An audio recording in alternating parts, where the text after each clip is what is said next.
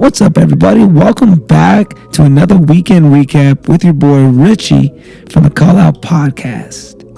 We're going to be talking about UFC Fight Night this past weekend, starting off with Fernando Padilla and his impressive win over Julian Rosa. What a finish, man. He did all the right things. He went right in there, took his time. He knew that this was going to be one of those fights where whoever lands it first is going to go out because they were just stalking. They were both looking for that kill. It was Fernando Padilla and Julian Rosa. They were both looking for that kill, and Fernando just got it. He got it with that beautiful combination, dropped him. Wow. In the first round. You guys have to understand, this is Fernando's UFC debut. This is big for him. He came in, and Julian Rosa he's a veteran, man. He's seasoned. He's been there. I wouldn't say he's quite a veteran, actually. I would take that back. I would say, yeah, he's like seasoned, because he's still proving himself as well, because he's going to bounce back from this. Julian Rosa he's still a killer no matter what happened. But it just wasn't his night. But he's a really good fighter, got really good stand-up, good jiu-jitsu, very good durability. Just if you can catch him like that on the chin, it just lights out. And then he got him square in the face too. That was pretty good, and I'm very happy for Fernando Padilla. Just big shout out and just a big congratulations to him. Yadong Song in the main event also very impressive. He went all 5 rounds with Ricky Simone, where people talked about, Yadong doesn't have the cardio, he's not going to last with Ricky Simone. He'll win the first couple of rounds, and then Ricky Simone will win in the later rounds when Yadong gets tired. Nope, did not happen that way. Yadong was in the fight the entire time, and he finished him in the 5th round. Yadong Song finished Ricky Simone in the 5th round. So not only did he get the finish, not only did he get the win, but he also got to prove, hey, I can go 5 rounds. So very excited to see kind of what happens next with Yadong Song. We got a lot going on in his weight class right now. So let's go ahead and also talk about bare knuckle boxing. I don't know if you guys are into this or if you guys have been watching this. We had 2 fights that were really good this Saturday, actually. Chad Mendes and Eddie Alvarez. That fight was actually just a good fight, guys. Just a good scrap. Good combinations. Good head movements. And just 2 high-level MMA fighters going at it. And Chad Mendes, that's his retirement fight. That was his retirement fight. And he went out with a bang, man. Eddie Alvarez, he's still going to fight, but he's a veteran.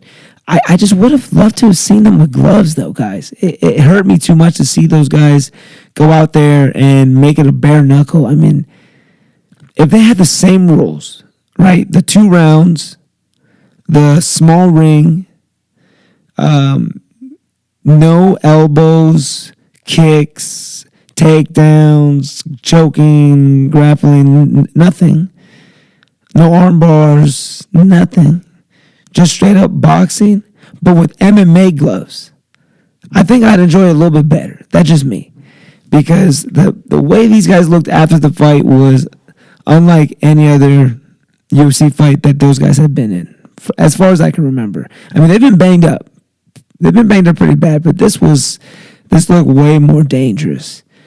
But anyways, it was a really good fight, guys. Just a really good battle. And then Mike Perry versus Luke Rockhold.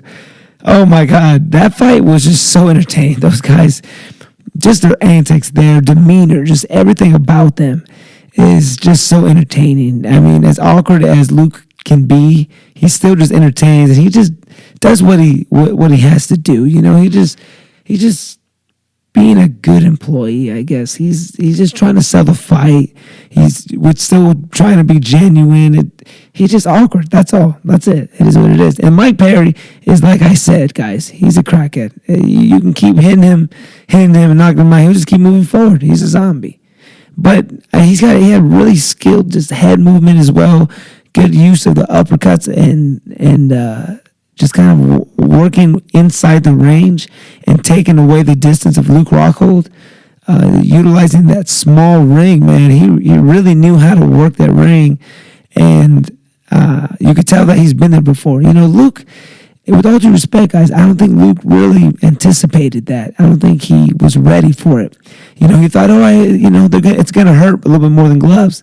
Then he really got hit and thought, oh, no, that hurts way more than I thought. Because it really is that brutal with the bare knuckle. It really is. It just hits different. He even chipped his tooth. He chipped his tooth after the fight. After the fight, you could see it. That's what ended it. His tooth chipped, and you can tell that Luke just went, screw this, man. I'm done. And then, the fight just ended right there. And after that, Mike Perry got Conor McGregor to get on the stage to do a face-off with him, too. So that was a big night for bare knuckle boxing. That was a big night for them because not only did they get some high-level fights, they got an entertaining main event. And Luke Rockhold and Mike Perry. I mean, Luke Rockhold, his combinations, he was landing some good ones too. It was a good fight as well, besides it just being entertaining. Luke was landing some good shots until he just had enough. But then after that, Conor McGregor had a little face-off with Mike Perry, and it was, it was pretty exciting. Actually, I'm not gonna lie, it was pretty exciting. But I just don't know what for. Like, are they gonna fight? Conor said he would. He said he's down. He said, "Why not? I'm in this game." You can tell he just kind of was put on the spot, and he just kind of embraced it. Embraced it like the champ he is. And Luke Perry, like the gangster he is, he got that to happen. So I wouldn't mind seeing that fight. And I wouldn't mind seeing it in that organization. I like what bare knuckle boxing is doing.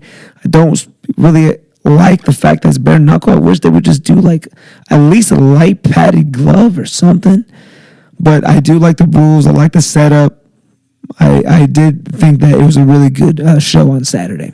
But yeah, that was just a really good weekend. And we got a good weekend to look forward to as well. UFC 288 this Saturday, as well as Canelo versus Josh Ryder. That's going to be a good one. That's for all the belts there.